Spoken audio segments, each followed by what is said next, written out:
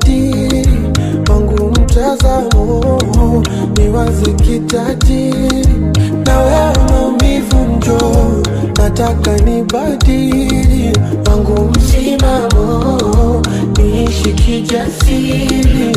Ile habari ya kunialia kila siku nakata, na kama nilisainiwa mkataba nafuta. Ndugu tuliowasaidia wakaficha makucha, wao walipofanikiwa wakataka kutushusha. Nafuta zile waimi